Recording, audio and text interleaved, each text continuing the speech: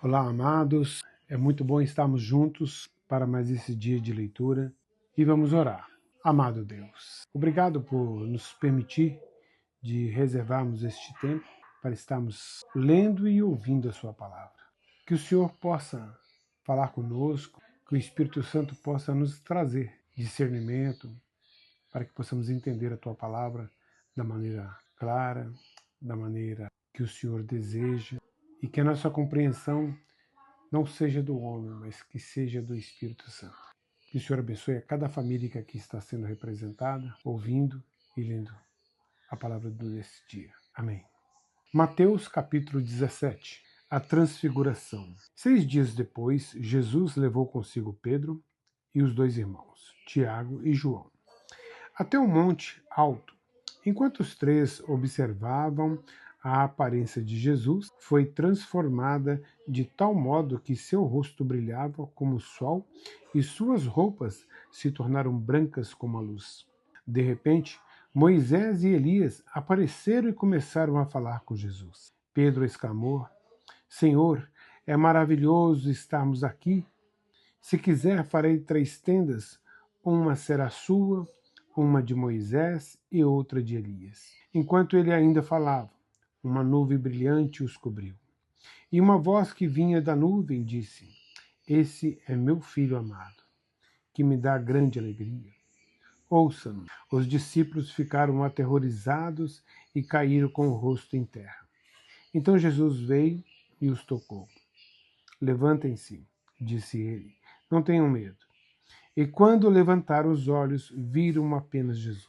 Enquanto desciam do monte, Jesus lhes ordenou: Não contem a ninguém o que viram, até que o Filho do Homem ressuscite dos mortos.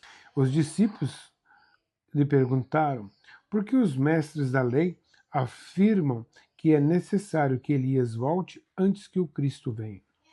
Jesus respondeu: De fato, Elias vem e restaurará tudo.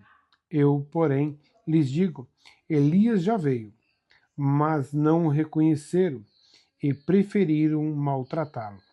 Da mesma forma, também farão o Filho do Homem sofrer. Então os discípulos entenderam que ele estava falando de João Batista. Jesus cura um menino possuído por demônio. Ao pé do monte, uma grande multidão os esperava.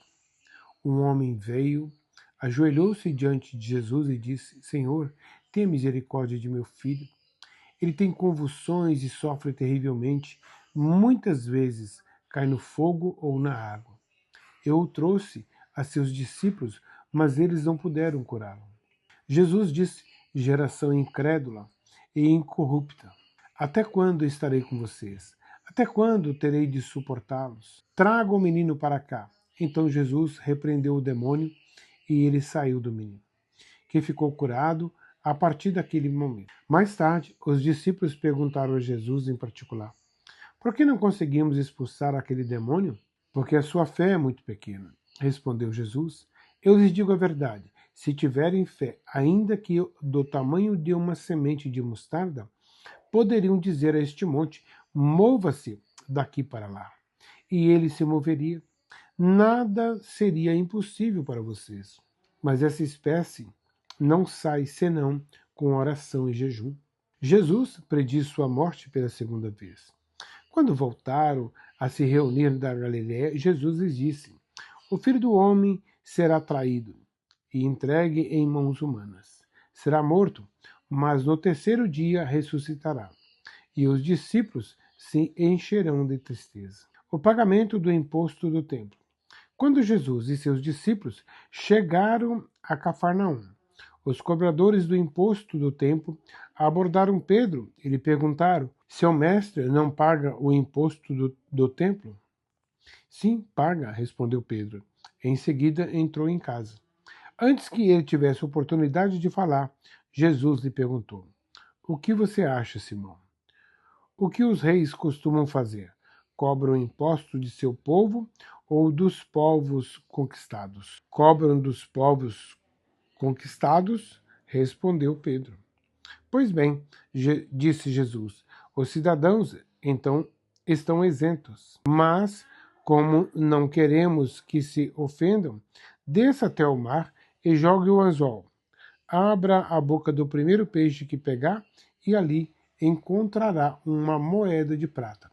Pegue-a e use-a para pagar os impostos por nós dois. Eclesiastes, capítulo 3, versículo 16.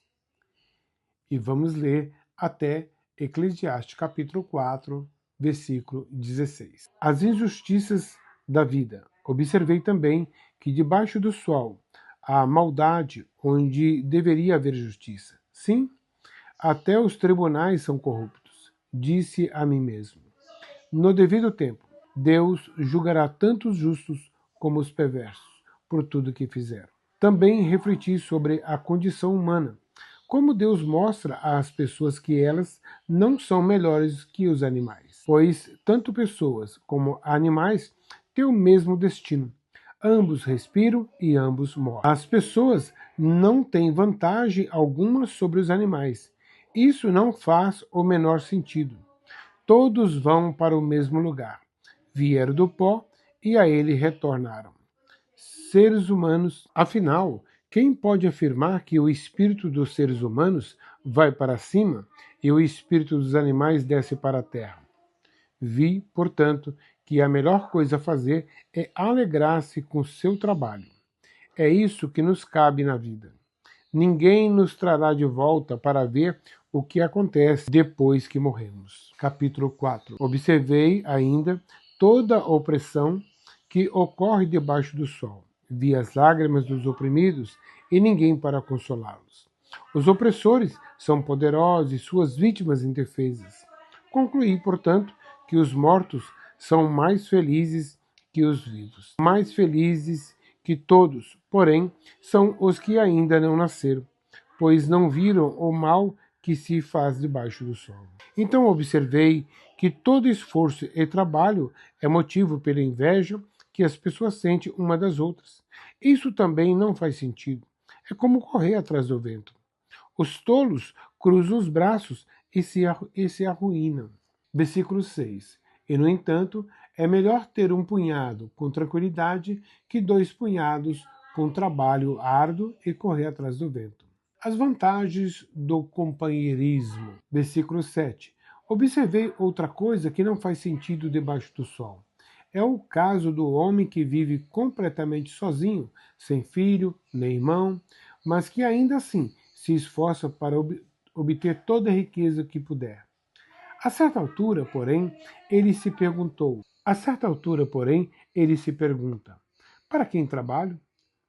Por que deixo de aproveitar tantos prazeres? Nada faz sentido e é tudo angustiante.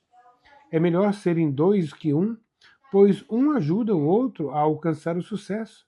Se um cair, o outro o ajuda a levantar-se. Mas quem cair sem ter quem o ajude está em sérios apuros. Da mesma forma, 2 pessoas que se deitam juntas aquecem uma a outra.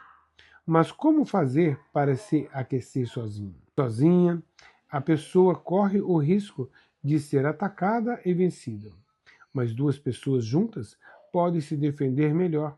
Se houver 3, melhor ainda, pois uma corda trançada com 3 fios não arrebenta facilmente. A inutilidade do poder político. É melhor ser um jovem pobre e sábio que um rei velho e tolo, que não aceita conselhos. Pode acontecer de o jovem sair da pobreza e ser bem-sucedido, e até tornar-se rei, mesmo que tenha estado na prisão. Em pouco tempo, porém, todos correm para o lado de outro jovem, que o sucede. Multidões incontáveis o cercam, mas depois surge uma nova geração que o rejeita. Isso também não faz sentido. É como correr atrás do vento. Números, capítulo 3. A nomeação dos levitas para o serviço. Esta é a descendência de Arão e de Moisés, registrada quando o Senhor falou a Moisés no Monte Sinai. Os nomes dos filhos de Arão eram Nadab, o mais velho, Abiú, Eleazar e Itamar. Esses filhos de Arão foram ungidos e consagrados para o serviço sacerdotal. Nadab e Abiú, porém, morreram na presença do Senhor, no deserto do Sinai, quando trouxeram fogo estranho diante do Senhor. Como não tinham filhos, restaram somente Eleazar e Itamar para servir como sacerdotes junto com seu pai Arão. Então o Senhor disse a Moisés: chame à frente os membros da tribo de Levi e apresente-os ao sacerdote Arão para serem seus assistentes. Eles servirão a Arão e a todo o povo no desempenho das funções na tenda do encontro e no serviço do tabernáculo. Cuidarão de todos os utensílios da tenda do encontro e servirão no tabernáculo, como representante dos israelitas. Nomeia os levitas como assistentes de Arão e de seus filhos, pois, dentre todos os israelitas, eles foram designados para esse propósito. Encarregue Arão e seus filhos de realizarem as funções do serviço sacerdotal. Qualquer pessoa não autorizada que se aproximar do santuário será executada. O Senhor também disse a Moisés: veja, escolhi os levitas dentre os israelitas como substituto de todos os filhos mais velhos de Israel. Os levitas me pertencem, pois todos os filhos mais velhos são meus. No dia em que feri mortalmente todos os filhos mais velhos dos egípcios, consagrei para mim todos os filhos mais velhos de Israel e todos os machos das primeiras crias dos animais. Eles são meus. Eu sou o Senhor. O registro dos levitas. O Senhor falou ainda a Moisés no deserto do Sinai. Registre os nomes dos membros da tribo de Levi por famílias e clãs. Faça uma lista de todos os indivíduos do sexo masculino. Faça uma lista de todos os indivíduos do sexo masculino, de 1 mês de idade para cima. Moisés fez a lista, conforme o Senhor havia ordenado. Versículo 17. Levi teve 3 filhos, Gerson, Coate e Merari. Os clãs de Gerson receberam os nomes de seus descendentes, Libni e Simei. Os clãs de Coate receberam os nomes de seus descendentes, Arão, Izar, Hebron e Uziel. Os clãs de Merari receberam os nomes de seus descendentes, Mali e Muzi. Esses foram os clãs levitas registrados de acordo com os grupos de suas famílias. Os descendentes de Gerson eram constituídos dos clãs de Libni e Simei. Nos clãs gersonitas havia 7.500 indivíduos do sexo masculino de 1 mês de idade para cima. A área designada para seu acampamento ficava no lado oeste, atrás do tabernáculo. O líder dos clãs gersonitas era Eliasaf, filho de Levi. Os 2 clãs eram encarregados de cuidar das seguintes partes da tenda do encontro: a tenda com sua cobertura, a cortina da entrada da tenda, as cortinas do pátio ao redor do tabernáculo e do altar, a cortina da entrada do pátio, as cordas e todos os objetos relacionados ao seu uso. Os descendentes de Coate eram constituídos dos clãs de Arão, Izar, Hebron e Uziel. Nos clãs coatitas havia 8.600 indivíduos do sexo masculino de 1 mês de idade para cima. Eram encarregados de cuidar do santuário e a área designada para seu acampamento ficava no lado sul do tabernáculo. O líder dos clãs coatitas era Elisafá. O líder dos clãs coatitas era Elisafã, filho de Uziel.